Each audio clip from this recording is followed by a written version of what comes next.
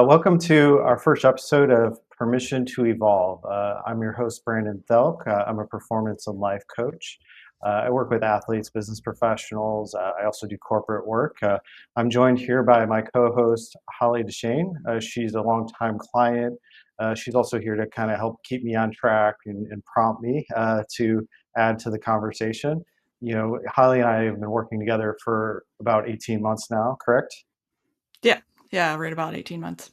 Yeah. So she's very in tune with my coaching, my philosophies, and so she's here to help add to the conversation. And so with permission to evolve, what we're trying to do here is we're trying to unlearn essentially. We're going into aspects in the past that where you may be getting hung up, where you may feel stuck, where you've maybe accumulated false beliefs about yourself that make it difficult to move forward. So basically, we're here to shine a light on some different perceptions on how we can free ourselves up and really muster up that courage to take new steps in our lives and just really evolve in a new way. And so it's basically this idea of identity work where we're trying to shift who we believe we are. And so that goes into for a lot of personal history. So it's our past makes up our mindset. And so we're trying to dig in and rework the things we've told ourselves about what's happened to us. So in this first episode, we're going to be exploring a little bit about my origin story, how this philosophy came to be. We're just going to kind of play around with it to see, so I can model how I've taken some of the challenges in my life and I've turned it into a path forward and also growth and development and pursuing bigger things in life. So it's this like evolution that happens and it starts at the mental emotional level first before we can start to create that in our world. So super excited to get rolling here. Anything you want to add, Holly? I don't have anything huge to add other than I'm also really excited to be going on the journey of this podcast with you a lot because I just really believe in the impact of this work, the impact that I've seen in my own life by doing this kind of deep emotional mental work, but then also for people that I'm witnessing do the work as well and the profound Hmm. impact that it's having on them. Yeah, I mean it's quite transformational work. I guess that's the only way to describe it. It's super rewarding for me to see the shifts and changes in you and other clients that have kind of taken the steps to really address the past and get stronger from those challenges. We always have those two choices, right? We can be defeated by something, or we can use something as our development. So it's stress is stress. It's just the judgment we place on that is such a key to our ability to move forward. So a little bit about me, just to kind of start off with. I grew up outside of Chicago in a little farm town called Sandwich, Illinois. So my parents, they divorced when I was 2 years old. So I came from most primarily raised by a single mother. I also, lived with my dad for a little bit. I have three older siblings as well. They're all brothers. So I was the youngest. So I got to see kind of firsthand the problems that they would run into and maybe some mistakes they made. And I'd say like a big part of that was I adopted a very observational point of view. I'm very curious. I like to watch. I like to kind of see how people are modeling behaviors and having people in front of me to demonstrate was like a perfect learning experience for me to try and question and do things differently. So if I'm seeing problems that are in front of me and I'm just, well, yeah, what could I do differently? That's kind of what sparked a lot of this work was I was just always in this place of questioning. Additionally, with my parents being divorced, that created a certain dynamic. During the week, be with my mom, and then on the weekends, would be with my dad. It was just kind of this yin and yang energy. It was like two different sides, where it felt a little more calm, when I was staying with my mom, but also, single mother raising four boys. We're all about That's a 2 years lot. apart. So it's very stressful. It can be chaotic at times, a little disorganized, those types of things. There's only so much time in the day, right? And then, going to my dad's, he worked a lot, very, blue collar. He's a painter, owned his own painting company. And it was just like, it just felt a little bit, more tense, more stressful. It's like you have five males kind of crammed into this small apartment on the weekends, right? And so it just, we're little fights would happen, things like that. And so it just kind of felt like a little more tense and more stressful in that type of environment. That's primarily what I remember about it. But it's just like boys being boys, that kind of stuff. And so, based on this, it's just really, I guess that's when I reflect on my past, it's just these polar opposite energies that like kept playing back and forth. And so through that, I would always try and find this middle ground. Okay. And so when you're in polarity, that's a foundation of this coaching is there may be some benefits to being polarized, but then there's also going to be the other side of the coin where there's going to be some negative influences happening there. We generally want to balance the energies in our life to create the best solutions to find that path forward.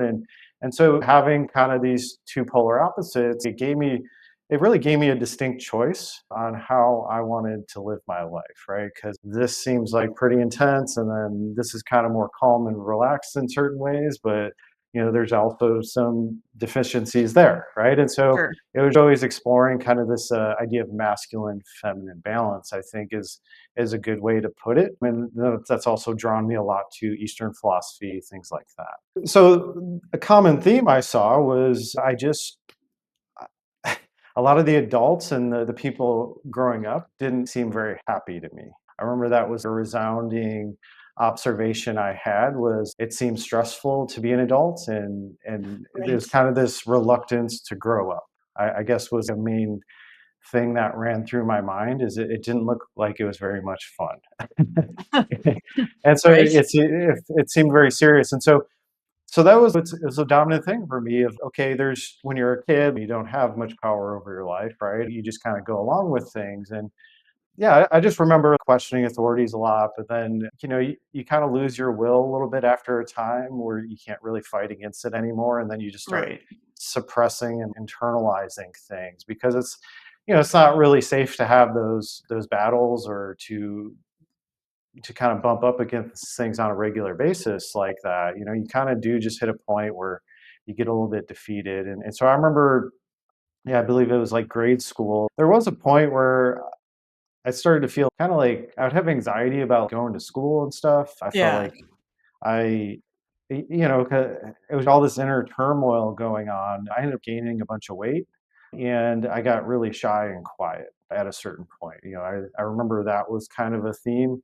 And yeah, I was also having like tons of ear infections where I actually had to get surgery. They had to put tubes in my ears. And Oh, yeah. so it's like kind of this time period. I was always looking back on it now, my client work too, where, sometimes we look at different ailments going on in the body and like some mental, emotional things going on. It was getting to the point where I could have went deaf, right? It was getting What? pretty far Yeah. down the road. And so that's basically the energy behind that is I'm not wanting to hear things like around me. It's a chaotic environment, it's intense and there's fighting and things like that, Yeah. right? So the body's got this interesting feedback loop when, you're not in balance with yourself. And so through that, this was kind of this first introduction where, my mom would take me to I would get all these hearing tests done and, go to doctors. I did have the surgery and all that, but she started to open up to different perspectives. And at that point, she took me to a chiropractor and I would get regular adjustments and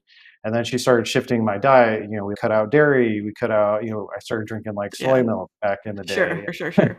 All those Yeah. things. So, we started to, through this suffering, she started to explore other options because the answers weren't coming very clearly, right? I'm extremely grateful for that because it was from a very young age, like I was put on a different path. It was like questioning kind of societal norms and Yep. okay, we're not getting answers here. Let's try and solve this problem. That's been a theme all throughout my life where it's just, oh, well, yeah, I don't really like what I'm being told here, or this doesn't really resonate with me. And so it's getting to this place of resourcefulness and trying to shift out of it and look for solutions and answers. I really attribute that to my mom. She very open-minded, very, hey, let's just try and get to the core of this. And till this day, she does holistic coaching and, she's into the Eastern Yeah. philosophy is like, it's like acupressure, I think, where you like kind of press on different, Oh, that sure. kind of Yeah. stuff. Yeah, yeah. But yeah, so she's very much into this. And so she's always had that influence on me, even When we talk about a religion standpoint, so she was raised Catholic. We started off being raised Catholic, and then there was a point when she was in this exploration where, she started to explore, other methodologies, spirituality, Eastern philosophy, things like that. Even like energy medicine, which was that was kind of a phase I went through where oh, this is super cool. It's just once again that resourcefulness of trying to find answers where maybe you're Right. not getting them. I think that seeking and having an open mind is super important. And so, that kind of really set the tone for my mindset. Is she did a lot of those things with me, and I started pretty young. So things that were very weird at that time were actually started pretty normal for me. Yeah. And I wouldn't say that had the same influence on my brothers. It was kind of through the ear problem that we really started to dig into that stuff and try and find new answers. And so as I was kind of going through that, I was always super curious about how do I be the best. And I remember from a young age, Yeah. I wanted to be a professional baseball player. I wanted to do big things. So I was always super open to trying new things. Any of the status quo stuff, any of the normal society stuff is just like, yeah, I think there's a better way. So that curiosity, that questioning it was a very dominant idea. Yeah. Um, So you reference like kind of always being an observer and then mhm, this sort of seeker energy. And that started pretty young. Is there a time that you really remember the age that you were or an event where that really stood out? I resonate with the observer piece of it, but I mhm. think my motivation behind it might be very different than yours. So yeah, just curious on that sort of observer seeker path. Mhm. Well, I guess a lot of it was this mirroring of negative emotions where I'm like, like, why are people angry? Like, why is everything so stressful? Why, it was just kind of always this searching for answers of like, I don't, none of this stuff makes sense to me, right? And when dots aren't connecting, we do internalize negative information in that process. And like I said, there was this kind of that phase, is probably second grade, I believe, where I do feel like I really shut down, right? I Mhm. suppressed a lot of things, and then and that's the thing is I went very internal where it was just trying to work things out in my mind because I didn't feel like I had much influence out of my from my environment, right? So it was just this internal deep thought process. It was just always there. It was Yeah. first. And I always just thought a lot of adult things were kind of crazy to me and they didn't make sense. And I was just like, I guess I have to go along with this, but I'm not in agreement, right? Right. Yeah. And Yeah. so but yeah, it's like that and ever since then, it's really been this like kind of journey to like break out of my shell. But, I guess that's the thing. It is when we suppress so much and we don't have the external answers and we're trying to work it out internally. There is a lot of okay, like how do I work around this? How do I change this situation? And it's almost you have to find ways to shift your mind about it. And Right. that's the essence of my work today is how do I free myself up from situations that where I feel stuck or hung up. And it's really about your perception of the situation. And another influence was I remember, because I was very driven and motivated by baseball. Like I absolutely loved it. Yeah. Being raised in the Midwest, it was very seasonal. I Right. couldn't wait for the summer to get there, so I could start playing baseball again. But it was like as I was going about that, like so I had this strong connection to baseball, and then I started to link this. Oh, I want to be the best I can at this, right? Because this is something that I have a lot of passion for, and then, that's the key is we all need something that drives us to become more, right? And so that became this centerpiece for me. So everything like starts to be filtered through that of oh, I want to take this further. So how do I get better? And then I remember very early on, it was also me like measuring that against what was expected of me. And I'm like, well, this matters to me and this doesn't, but I'm being told or forced to go along with this. Right. And so it's just Right. kind of like, well, I'm going to, try these escape routes, right? I'm going to try and Yeah. get back to what I want to focus on. I know with my dad, he said he owned his own painting company and just worked all the time and I feel he buried himself in his work, right? Where it's like that's how that became his centerpiece for life. And Right. so it was like, the workaholic mentality of this is all that matters. And so, very much, having 4 boys, you're kinda expected to help out, right?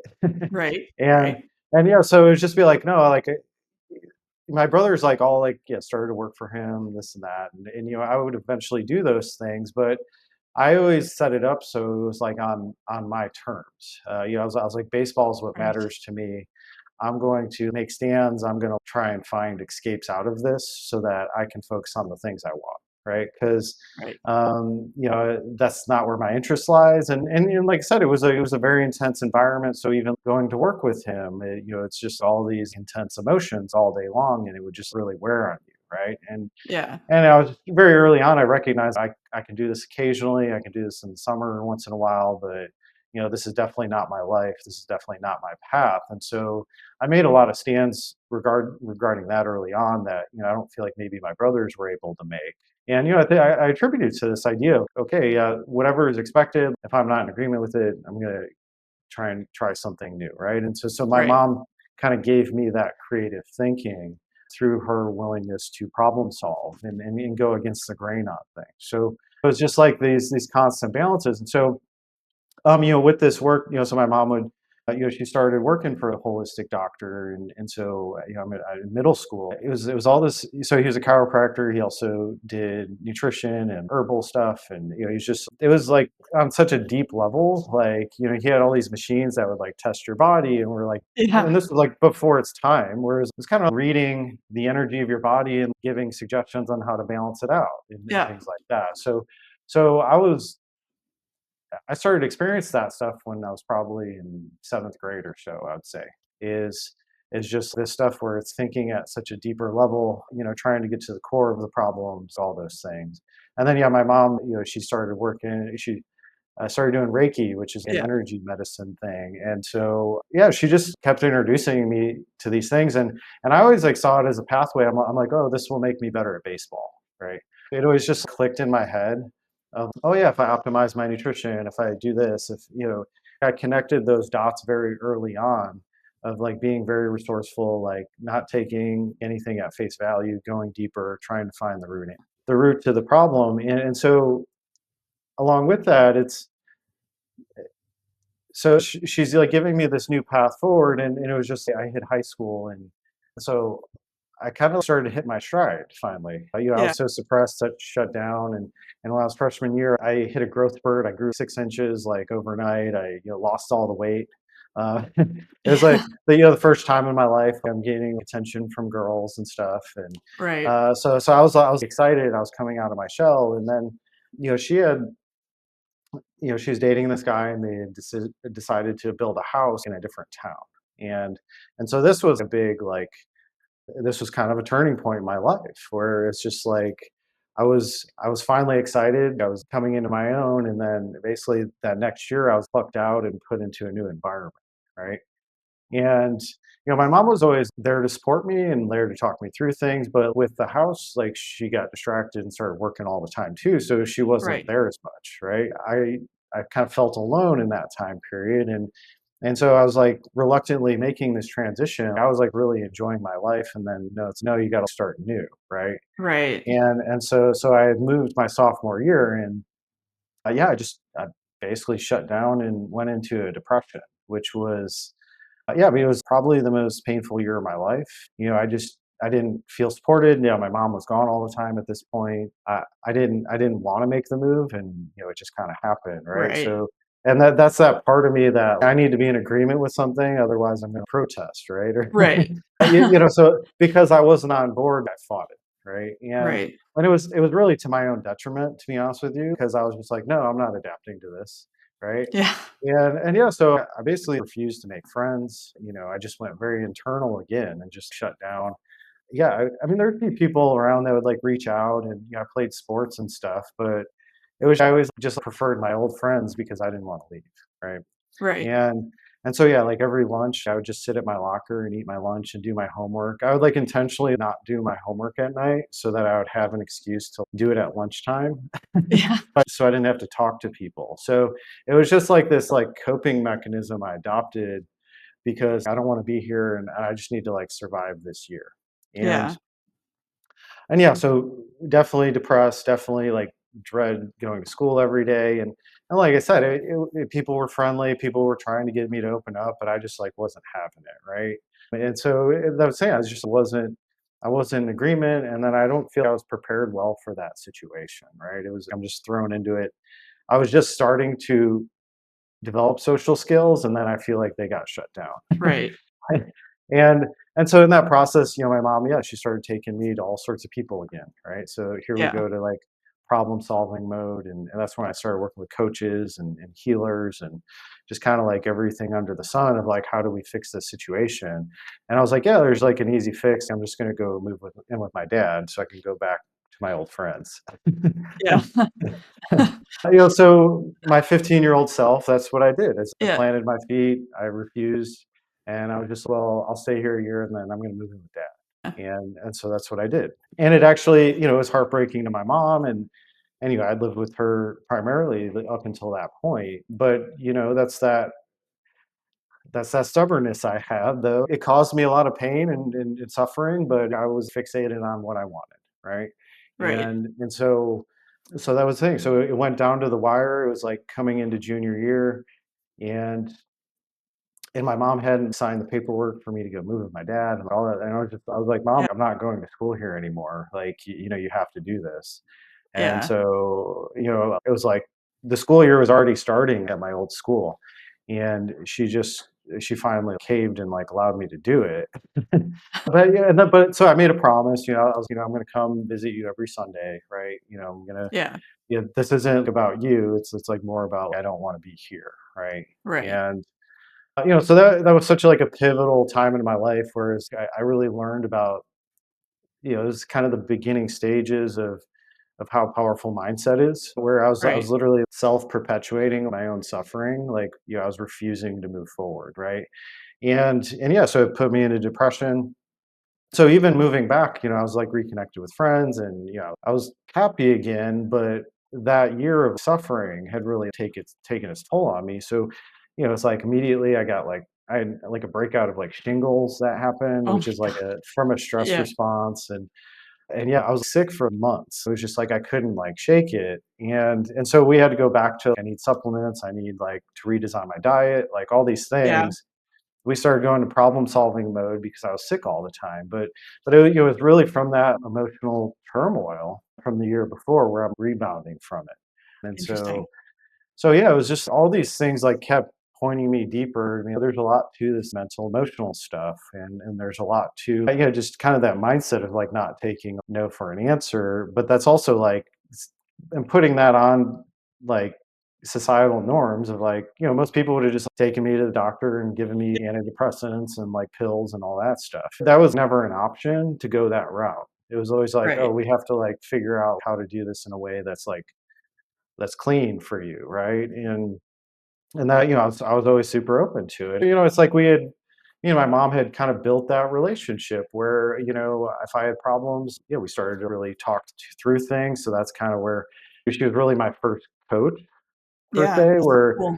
I would go to her with mental, emotional things I was going through, and she would help guide me through it. She had already started to develop this kind of toolbox of ways to guide me through these problems. And kind of at that centerpiece was always every time I do these things, I feel like I get better at baseball. Sure. So, Yeah. so that was just like, because that's when you have a passion, that's the lens you start to see things through is you just really you filter all your information through that. Oh, I'm depressed or I'm suffering or I'm sick, and so like yeah, like but that's gonna make me worse at baseball, right? That's like how I thought. Right. Yeah. And so it's just always this, how do I get free of this? How do I and and so my sensitivity went through the roof emotionally, where instead of numbing out, I just started to like feel everything constantly. So, really became highly empathic, where I wanted to know when something was off with me emotionally so that I could work through it and get stronger from it. Yeah. So yeah, all this stuff started, pretty much 15 years old was like when we basically hit the accelerator button on like, okay, you're going to do things differently. And that became my friends in high school, they would joke around because I go to conferences and all these things, and they'd be like, oh, well, yeah, Brandon's going to his spiritual healing thing. Sure. Yeah, Yeah. yeah, 'cause it was kind of a joke, but it was just like, yeah, it was like, yeah, this, I really, I was, yeah, this is how I reach my potential. This is how I get better. And so it created this like kind of hunger. And it was like this at the soul level thing where I'm like, oh, I Yeah. just want to grow and maximize my potential. And so in the meantime, I'm living with my dad for the very first time. It was just me and him. And so we get to start to develop that relationship I never Yeah. had. It was just he'd take us to the movies or out to eat or whatever, but I was with him so much more, and so I started to create that bond with him that maybe my brothers didn't get a chance to because we all lived with my mom. So that was kind of the initiation of the healing process on kind of the masculine side for me, because I was so drawn to this work with my mom. It was all this feminine energy was like, okay, yeah, this is cool. Like, I love the spiritual stuff, but it's like to make things happen, you really need a balance of both, right? You need Right. access to that ability to like dig in and plan, and you can get a little bit floaty if you're too much in the spiritual. So it's like we need to ground that energy. And so I needed to go on this healing journey with my dad. And so that's kind of where it really started, was shifting this relationship. And honestly, when I moved in with him, it was pretty good. He gave me a lot of freedom. He was very grateful for me moving in with him. So, I feel like it really helped our relationship. There's a little bit of the work stuff where, yeah, I mean, he would expect me to do the painting once in a while. And Sure. of course, I had to earn my keep, but it was still like I was getting stronger in this idea of pursuing baseball. So that really became this predominant filter for me. And so he was respectful of that, a good part of the time. And that's the thing, is that having three other brothers, we all had very different experiences, right? And I'm mindful of that. I would say I had like a much easier road than like any of my brothers, right? I had, where things were maybe a little bit more harsh for them, they were softer for me, right? And that's one of my cornerstones is, I'm always thankful I had that balance, because, some people have environments that are so intense that they lose hope because they don't have any other experience, right?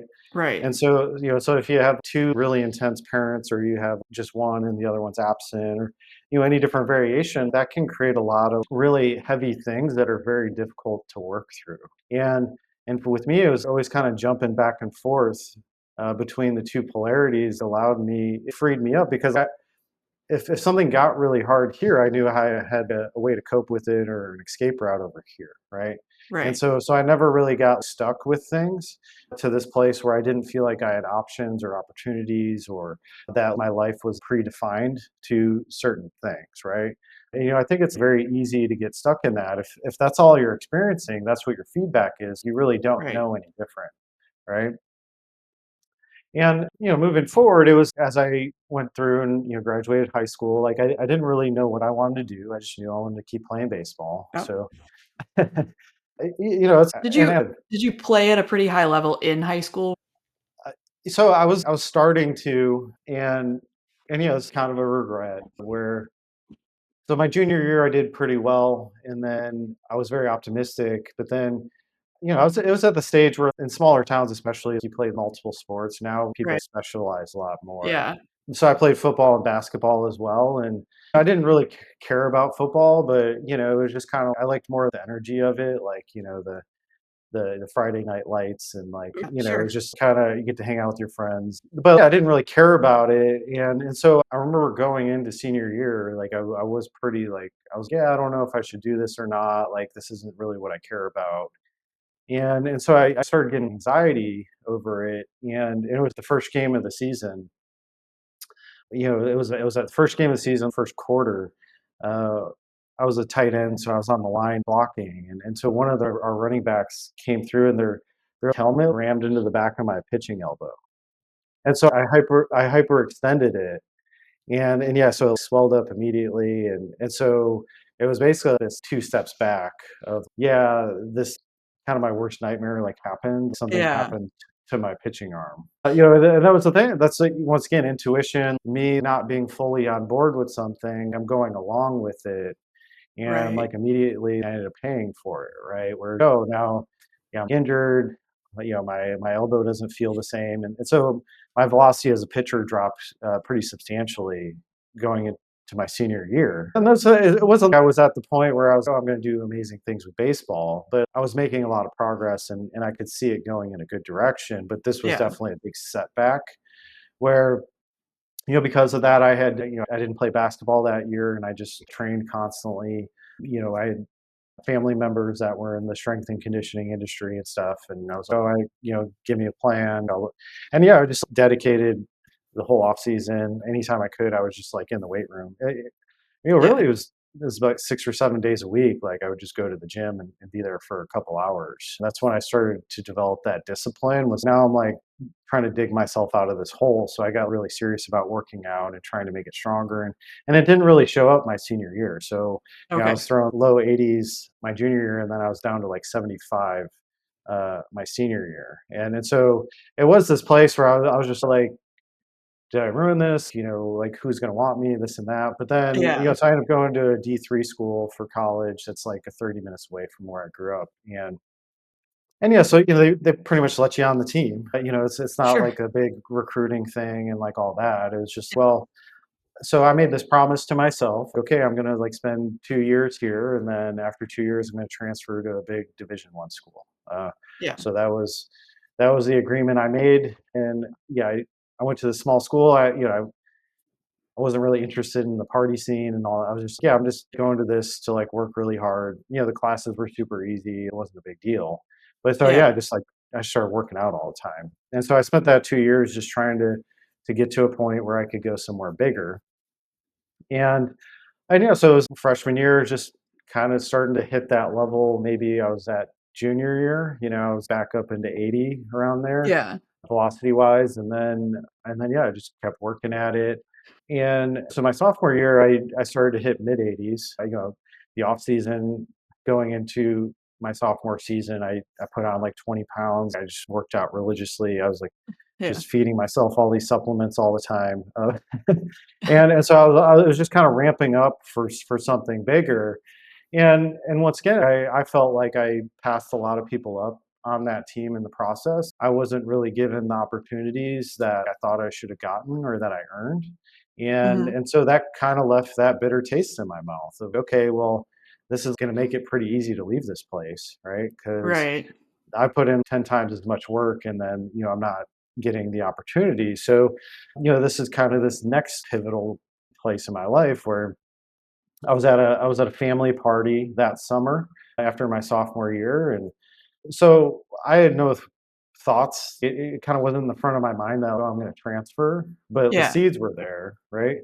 And so I was at a family party and my uncle was there, and he's like very kind of stoic and kind of intimidating guy, and he's sitting on the couch and he just like looks at me and he's just like, "What are you doing?" It was just like he was upset with me, and it, I hardly even talked to the guy, honestly, growing Right. up. Yeah. But he literally just said like, he's like, pick a big school and transfer. Pick whatever school you want and like go make it happen. Like that's kind of the Yeah. message, right? And it was just it shook me. It was terrifying, but it stirred things within me where I'm just like, yeah, he's right. Like I did make this promise to myself, right?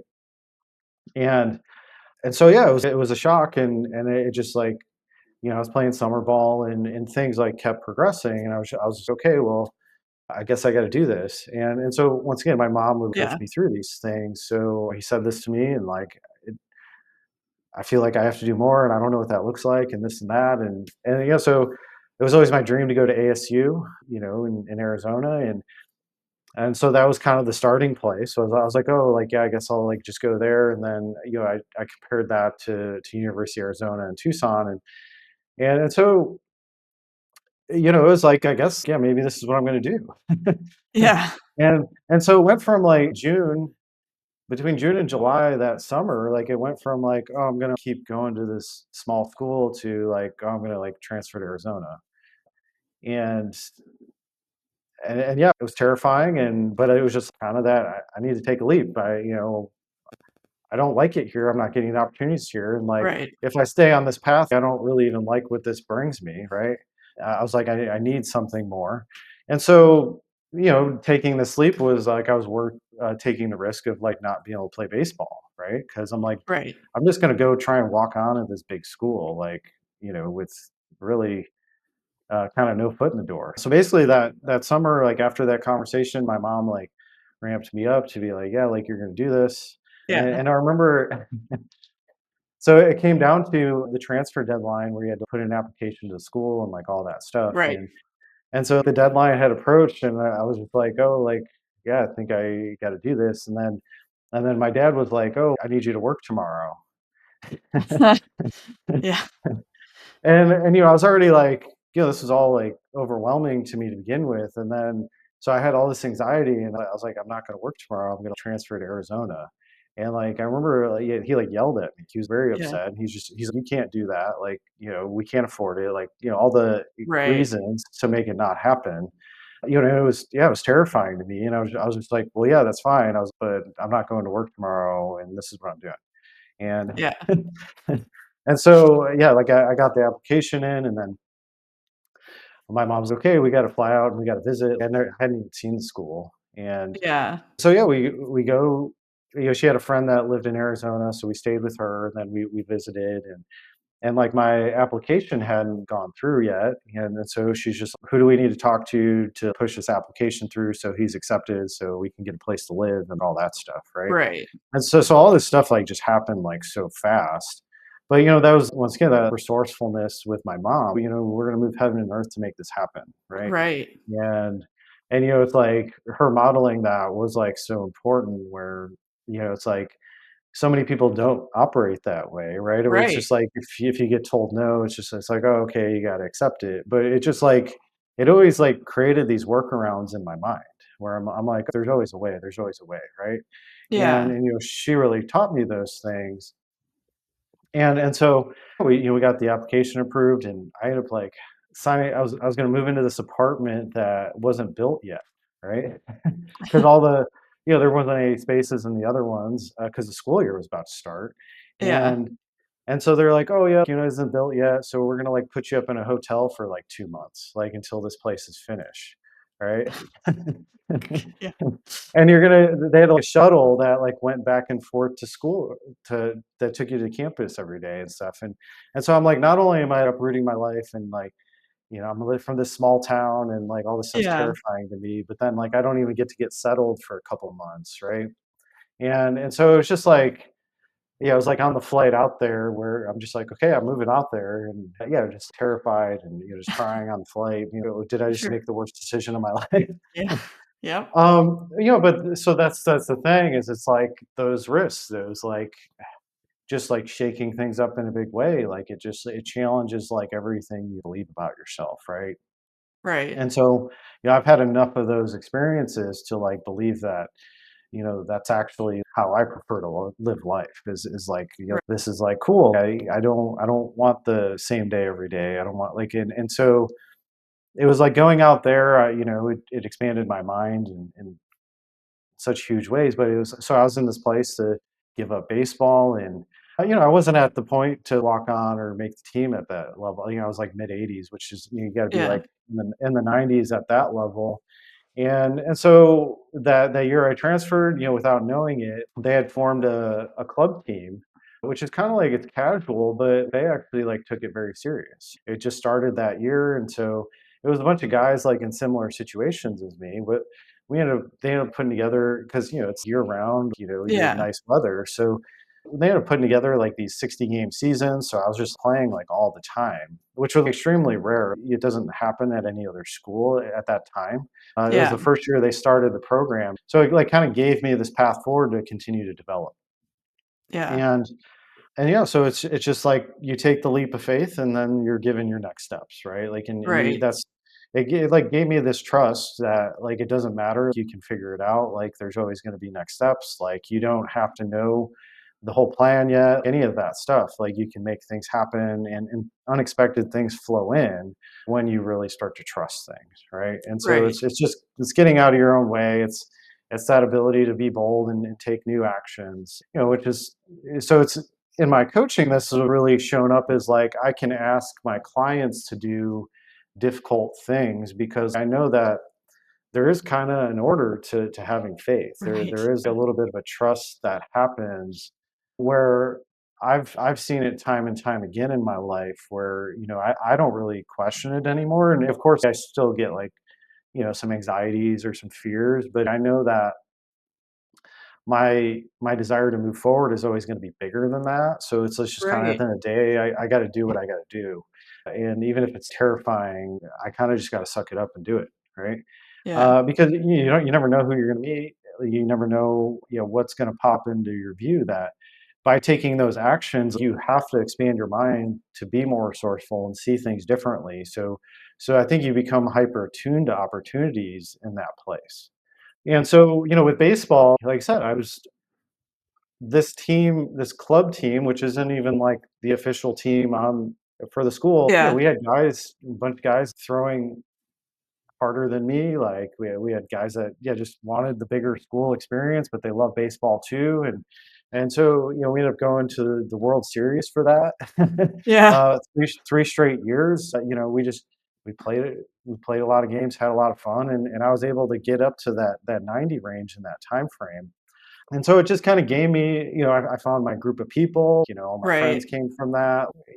That taking those steps, like it turned out to be a pretty good experience. And then, school wise, I was really in this place where I started, so my degree was in nutrition. I really started to question a lot of things within that environment where, it's a lot more common now where we kind of understand how messed up our food is. And, Right. and like the government dietary guidelines are off base, right? It's all like loaded with agendas, right? It's like common knowledge now, but like back then, so I graduated college 2010. GMO foods was like a big thing, right? And I Yeah. remember like writing a paper about it, being like, "Yeah, this isn't good for you. You're messing with our food." Yeah. Yep.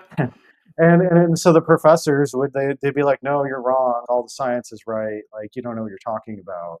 And so Yeah. I started to be very disheartened with the system. I was like, "Oh, I'm just going to do my own research. I'm going to learn my own way." So it kind of got me out of the school thinking, and in terms of like I want to do things on my terms. I want to get to the bottom of this and learn it in a way that makes sense to me. Once again, I just like really hate to be told what to do, right? And Yeah. so yeah, my senior year, really unmotivated. I would hardly go to class, that kind of thing. I would just do enough to get by. But Yeah. I wasn't really invested in school anymore, and I got my degree and everything. But it was pretty rough there the last couple semesters. Right. um, Right. so yeah, it's just that continuous questioning, getting stronger in my belief systems and my conviction of like, okay, what I want out of life, and yeah, and just kind of overcoming the obstacles, right? So that's what I really teach people to do is pull from what excites them the most, and like you just move heaven and earth to try and make it happen, right? Right. And so my senior year of college, so was my fifth year senior, so because I transferred, Sure. I was Yeah. behind. And so my actual senior year at Arizona, I went to the walk-on tryouts, and I did pretty well. They were this close to being, like, "Oh yeah, like come join us." I had like this pitch that I made up that like kind of the week before, where it was like a variation of a sinker, anyways. Sure. But it was like Yeah. I don't know. I was just kind of playing around with things, and I had developed this cool pitch like overnight. Yeah. And and this was before like a lot of videos were out there where it kind of taught you proper things. I was always just like messing around with things, doing trial and error, and Yeah. and so like I got on their radar from that tryout. They're like, "We're not going to take you this year, but next year, like come out and we'll see where we're at." And so it gave me this renewed sense of confidence of like, okay, I just keep working at this, and maybe I'll get on the big team. Yeah. And so then my fifth year senior, they were looking out for me, like because I had brought some attention, and then yeah, it was just kind of the same thing. But yeah, like I was hitting new levels at that point, and it, and so like I actually when I went to the tryout and they called me the next day and they're like, hey, like come join us, like you did great, Right. And so it's just like this like kind of culmination of a dream of I went from like a small Division 3 school to like, oh, I'm gonna make this Division 1 team, and it's like a top Right. 25 in the country, right? So it's just like this Yeah. incredible journey of like all the things I had to overcome. So they call me in and they're like, yeah, we need you to fill out this paperwork and go through the compliance stuff. And then, once you're cleared, you can come join us for practice. And this was in the fall. Yeah. And so I go through that and and so they're going through compliance and they're just like, yeah, you're not eligible to be on to join the team. And I was What? what? Like I had Yeah. accrued like 150 credits and Yeah. my GPA was like 3.0 or something. And I was like, how is that possible? And they're like they're like, yeah, because your transfer credits don't match up with these. It was like some like formula. Oh, like They like technicality. Yeah, Yeah. they plugged it in and they're just like, "Yeah, you're not eligible." And they're like, "Yeah, like you would be eligible next semester though." So they're just like, "Okay, you have to like go back to club ball." So it was just like devastating, right? Yeah. Yeah. So and that's the thing is it's like, yeah, I walked on and then I'm supposed to like I have to make the cuts all through the fall and then all through the spring, right, to actually Right. make the team. And so, I lost all this like valuable ground here. And they're just like, "Yeah, just, go back to the club team, like, stay sharp, and then you'll be eligible next year, we'll give you a shot." And Yeah. yeah, so that was the thing. It was just like the biggest punch to the gut, like I Yeah. was like, I've gotten this far, and then I'm I literally have 150 credits, and they're telling me I'm not close enough to graduating to be eligible, like, because of some weird technicality. It, like, just didn't make any sense, Right. and so yeah, it was definitely a hit, so I had to keep working at things, and But you it just you kinda did you did keep going, right? I'm just reflecting on my yeah, own similar college journey where I hit a point that was very similar to that, where I a little bit was like, "Nah, I'm out." Like, yeah. "Nah, I'm not gonna keep going." So it's interesting that's interesting to me, right? Like, you kept going. Well, it definitely took the wind out of my sails, and this is where kinda, like, I really started to bump up against a lot of family belief systems, because I remember yeah, I had done all this work to get to this point where I was good enough to be on this team or to even be considered, right? And and then, yeah, I would, call my family member. My mom would be excited for me, but then, I remember when I talked to my dad, he was like, "Oh, if you don't make it, can you go back to the club team?" Instead of Like being excited, it was just like all these things where I just like kept feeling like I got like punched in the gut, right? yeah. Where it's like, can't you just be like excited for me? I've put in like massive amounts of work into this, right? And so it's all these like limitations, all these beliefs are really like these ceilings we put on ourselves. And Right. a lot of this stuff's like very generational, where it's, you don't see this brighter future. And so yeah, it was like that whole situation, it just really took the wind out of my sails. Like, yeah, I went back to the club team. I stayed in shape and all that stuff. But then, the winter hit. I went back to Chicago. So I had to like find a place to like throw in the gym and this and that, like Right. to stay in shape. And it was just like, and there was all this pressure and all this like doubt coming in now because all these things Yeah. kept stacking up to basically say like, hey, you're not good enough, right? And and so that's kind of where this like you know, getting to that breakthrough moment, it triggered like all this stuff. I just got hit with the wave of like doubt and not good enough and all those patterns. And so I really started to question myself and it was just because there wasn't continuity to these things. It was kind of like that's the theme in my life is like, yeah, there's a breakthrough, but then like the very next second I'm hit with something that's extremely challenging, right?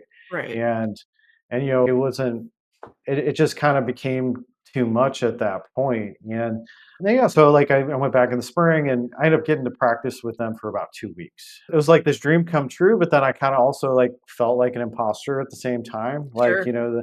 most of the team had already been established. They made most of their cuts. There's only like a few guys that are like still vying for positions.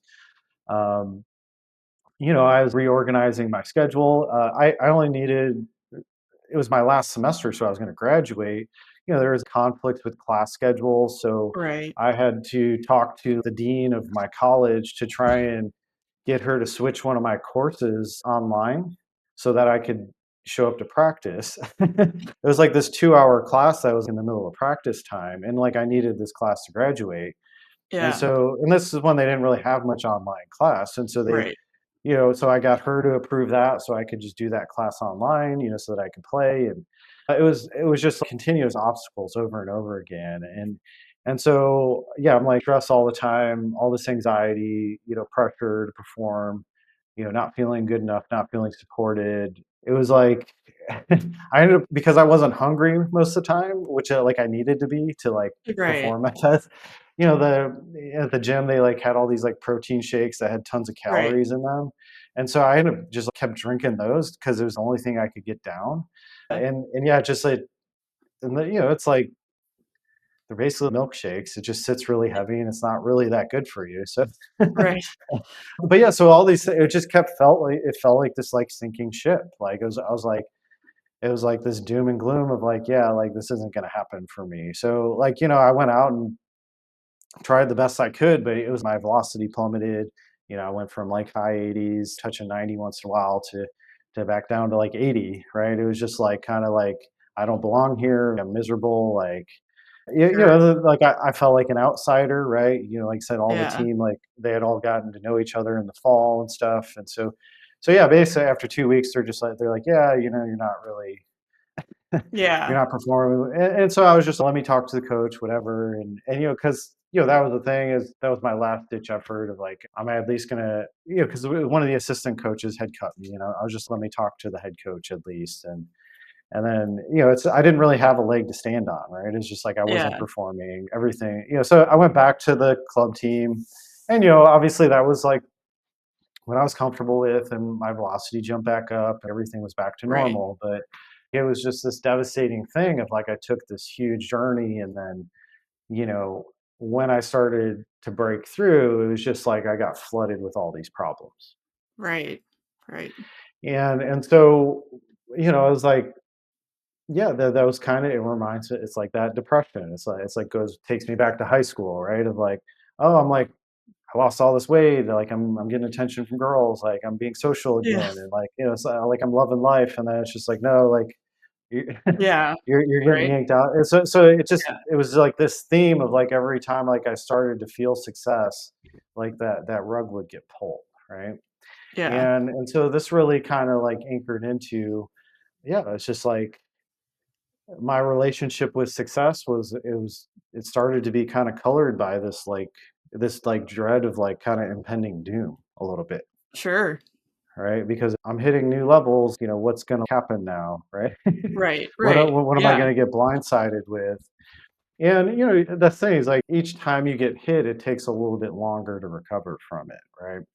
Yeah. Because if you start to see these patterns and you start to see these things continually happen, it's really hard to believe that that's not gonna happen in the future once you see it Right. happen so many times, Yeah. right? And so then that's where you really gotta get into deeper work. So this was a kind of this pivotal moment of, this thing I had worked. I mean, this was up until this point, like this was my dream, was to make this team and to get knocked down by this. And basically, it did feel like so many aspects of it were out of my control. Like I said, with the eligibility issue and all those things, it was just kind of like, yeah, was this really necessary? And it's kind of like these conflicts with God, or these conversations with God, right? To be like, well, like, why did this happen? Or what are you trying to Yeah. teach me? Those kinds of things. Yeah. And so, it's like all this kind of set the stage where it's, I think it really just cemented in for me that, I had chosen this path, and I know it's not an easy path, and it's a very uncertain path. And just the idea is that my mom taught me that, there is always there's a solution, there's an answer, there's a way to make these things happen. And so it just really started to adopt this, everything's a continuation, everything's part of Right. the process where things are building on top of each other. And and so I'm being given the groundwork to become who I'm ultimately supposed to be, or who I'm destined to be, right? So you kind of need these challenges. You kind of need, the hero's journey aspect of it, Yeah. right? Where it's, oh, all is lost, right? So you kind of need to go in those depressions. You need to go through that place of like questioning everything. And it's like I said, I never wanted the normal life, and I never wanted to So it was just, I need to take a step back. I need to regather. I need to figure out like what my next steps are, right? So it's never like the it didn't feel like a finality. It was more of just like, okay, yeah, this really kicked my ass. But Right. it was just Yeah. it's not in me to stay there though, right? And so Yeah. I always knew that I could go into the depths of the deepest, darkest emotions, but then I could start to pull myself out of it and I could learn the lessons of it. And so kind of that this really planted those seeds of, okay, this was my dream and my dream was is gone now. Yeah. Okay, so in order to keep moving forward, I need to create a new dream. This needs to Right. be the birth of something bigger. And that thing is common sense says, oh, you failed here. Like, why would you be able to do something bigger? But that's that continuation of the journey of, yeah, this isn't your finish line. This is just the way you've been doing things isn't exactly refined to the level you need it to be to hit the higher levels. And so it's back to the drawing board. Okay, what can I do next? What can I do bigger? That's going to renew my motivation. Right. That's going to get me going again. And that's not an immediate thing. When we have these when we're on this track and we get blindsided and now it feels like I don't even know what's up, that is always pretty much going to put you in a depression. You can't rebound from that so rapidly, right? Right. It's just this in the back of your mind. You have to know that you're destined for more and that you can't stay there, right? And that Right. this is designed to teach you a lesson. And so the quicker we can get to this place of understanding why these things happen and getting more fine-tuned in the way we operate, that's what allows us to get to the next levels. Is what I was doing got me so far, but to get even higher, I need to be more specific in what I'm trying to do, right? Right. And so that means cutting things out of my life that aren't in alignment with what I'm trying to accomplish. And so, these experiences really kind of set that stage of like, okay, things got good and then, the rug got pulled, but so what can I do to continue to clean up that energy and continue to build from this in a way that connects me back to who I am and what I want out of life, right? I Right. don't want to be jaded. That brings me back to childhood, whereas I was, yeah, I don't want to be an angry, bitter, jaded adult, Right. right? Yeah. So how do I need to approach these situations to become the person that's the opposite of that, which was basically my entire framework growing up was just that's exactly what I don't want to be, and so I want to be the Right. opposite, right? Yeah. And so that's up till this point, those are kind of those lessons that really started to cement in. And this thing is like I noticed that the people around me kind of felt like, when are you going to give up? Right? Sure. There was almost a part of what's going to break you, right? And so Yeah. then that adopts a little bit of that chip of, well, yeah, this isn't going to break me, right? And so Right. you kind of have to pick up the pieces and, okay, what can I do? I've put all this work into it. How can I continue to build? Right. Right. Well, it's so interesting, and I appreciate you going so deep into your path so far because I think it really helps understand how maybe not straightforward some things are in terms of how we develop and how we come to things, but then also a little bit about how you became who you are today in terms of your passion for the work that you do now. Mhm. Well, it's just it's this journey you go on when you follow your heart, where you get pushed and pulled in these unexpected directions, and it does take you on the journey of a lifetime, quite literally. But you have to keep going, and I would say that's the number one thing I see is people give up too early, right? They're not able to stick with it, and that doesn't mean that you stick with the same exact dream forever. It means you evolve your dream to fit you based on who you really are and what you want out of life. And so that's going to go through different phases. Like what you thought you want, like once you get there, you might decide that's not what you actually wanted, right? Right. And so Yeah. so it's just this, well, and that's if you make that first step, right? So Right.